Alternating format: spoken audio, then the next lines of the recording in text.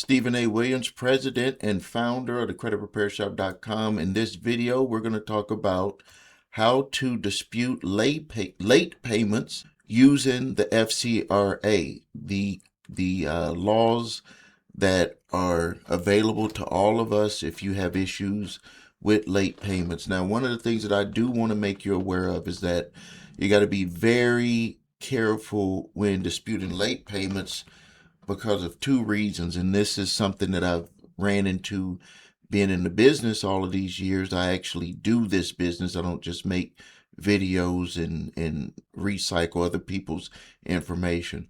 When you're disputing a late payment, the furnisher could choose to wipe away all of the information. They're just like, hey, it should have never been put on there, and they think that they're doing you a favor, where they just wipe away the whole trade line and you lose all of the good payment history, including that late payment. And so you got to be very careful. And when you're dealing with companies that you don't have a relationship with anymore, maybe you paid off the loan or it got sold and transferred to someone else and you got that late payment sitting there, and you decide to do that, you could have your credit scores drop if they chose to do that, because you're not going to be able to just write them back and say, hey, I just meant for that charge off.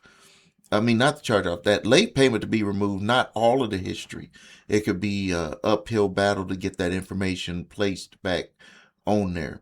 Now, and also I always suggest that you do this directly with the furnisher, because if you do this through the credit reporting agencies, that's where we had found in the past when we first started, having clients run into these issues in the past. It's been a number of years, but that's where we found out that if you dispute it with the bureaus, that's where you're going to have those issues come up, where the original creditors like, hey, I'll just take away the entire trade line, just forget it, we're not even working with this individual anymore, and that ends up hurting the person's score. So now, rather than them just having a late payment or a couple of late payments, they could have had 1 or 2 years of excellent payment records that were also removed. So you got to be very careful and understand what your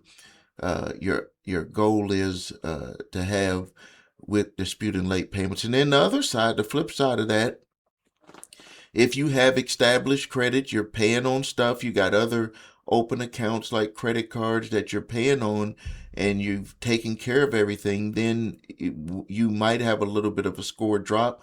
But having that late payment and that other history taken off, you will see that your scores will bounce back, because it's going to be refigured based on the credit that you currently are paying on and the types of credit that you're paying on. So what we'll do is we're going to jump into it right here. And I made a video earlier in the week. If it talked about how you can dispute charge-offs. It had the dispute codes that you can use to dispute charge-offs. So if you do have charge-offs, you can also search my library on the platform to look for that video, where I break down the legal basis according to the Fair Credit Reporting Act of what you can utilize to dispute charge-offs. Now, for this one, for late payments, you see the code, and you'll see these codes either on updated or more detailed consumer credit reports, and you'll definitely see them on the credit reports that you can get your hands on from a lender. They're not supposed to pass those over to you, but you can sometimes get the trade line information where it shows the late payment. So here's the code that you'll see. It'll say LP01, and the legal basis according to the FCRA is 1681EB. Late payment is inaccurate. And what I'm going to do is I'm going to give you some verbiage that you can utilize to get to start with a dispute with the bureaus and the original creditors or the furnishers of that late payment info. The next one that we have is LPO-02 1681IA1A. Bureaus must reinvestigate disputed late payments. So this is directly to the bureaus.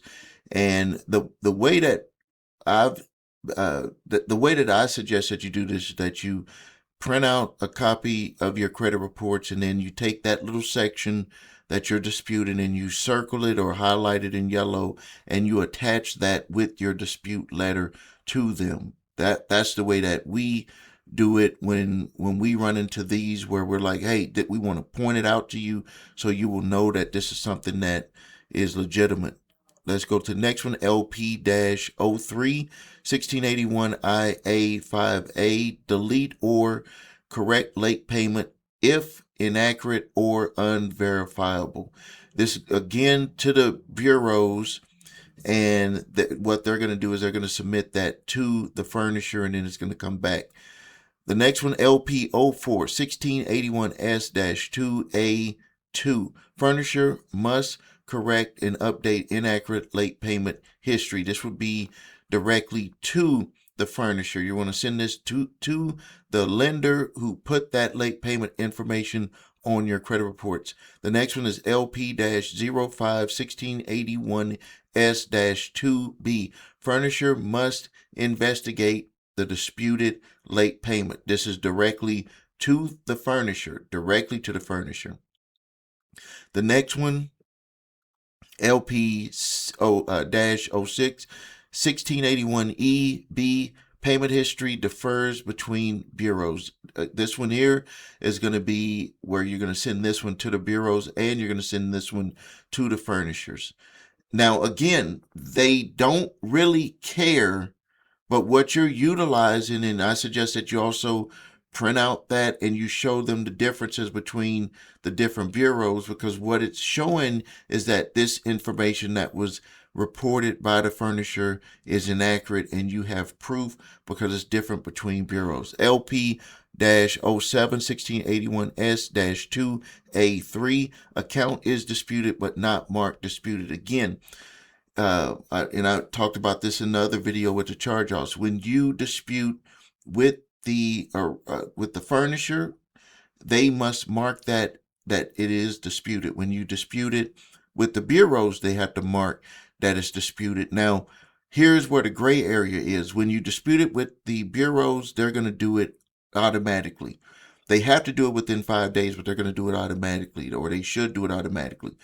When you do it with the furnishers, they mainly upload information on a monthly basis, and they would probably, or they're supposed to put in there that you are disputing it. If they don't, you can actually get that whole trade line removed based on their non-response. If you got proof that you submitted it to them and that they did not follow the FCRA guidelines to mark it as disputed. The next one is LP-08 1681 IA6.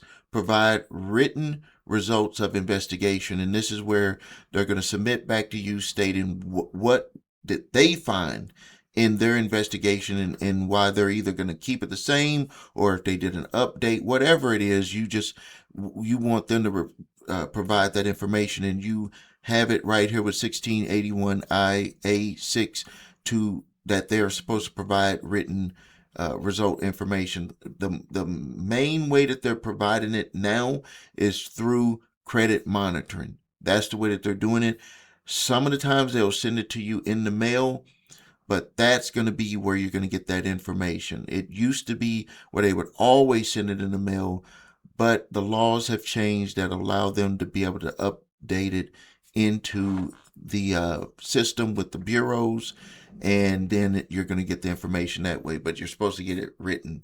There's a lot of gray areas right now, especially with the CFPB being basically shut down. Now, let's go into how you can word your dispute letter. And again, with your dispute letters, you need to put your full name, address, copy of your driver's license, proof of address, and you got to put your complete social security number. If you don't have that information in there, that's what they utilize to prove that you're the right person. And it's crazy that you got to you got to go overboard to prove that it is you, to do something that would be positive for credit. But on the flip side, furnishers can harm your credit by just providing a few data points. This whole industry would not exist if they had to provide as much information as you have to provide just to be able to have your credit looked at and disputed and worked on. Now, here's the information that you could utilize in the letter. I disputed. Now, you need to formulate a complete letter, but this is the information that's going to go with the specific code that you're going to use from the FCRA. I disputed the reported late payment because it's inaccurate, incomplete, or unverified. Whichever one it falls into, you will put the remaining of that information. Please provide the exact month, payment amount, payment received, payment posting date, and source document used. Oops, let me move this over. Used to report the late payment. This is what you're going to want them to submit to you. And then you're going to, so based off of this information, based off of what you want them to do, you're going to use the code, and based off of what you see, you're going to use the dispute language, and then you're going to finish it out with this information here. This is stuff that we do with the credit repair shop, but when it comes to disputing late payments, we have a direct conversation with all of our clients, because they could choose to get rid of the entire trade line. They could. We always have our clients first call the lender if they're still dealing with the lender. If it's an open account, call them up to get it removed. They will usually do it if you've made 3 or more payments since that late payment. Maybe it was something during COVID, which that it's been a while and it shouldn't be on there, but maybe there was something that you fell behind on and it's still being reported, or it was continued to be reported when it was the account was closed, and then it had that reporting on there from way back with COVID. It's a closed account. So we always have direct conversations with our clients before we do that. If you need help with your credit, please visit us at thecreditrepairshop.com. Watch the video, What Makes Us Different, so you can see our 8-point validation process, our 2-phase settlement process. If you need your credit reports and scores, go to the website your3scores.com to grab your TransUnion, Equifax, Experian credit reports and all 3 scores. If you have debt collectors coming after you, you can grab my 3-pack of letters. The link is below this video. I do ask for a donation on those. But you don't have to, but I do ask for a donation on those. Or you can go to summonsmaster.com and get a exclusive certified debt validation letter that can stop debt collectors in their tracks. If you're being sued by debt collectors, go to summonsmaster.com, where you can get a court-ready formatted response to your debt collection lawsuit to get you in a position to get your case dismissed. Thank you for your time. Subscribe to the channel, post your questions and comments. This is Stephen A. Williams, president and founder of thecreditrepairshop.com and summonsmaster.com.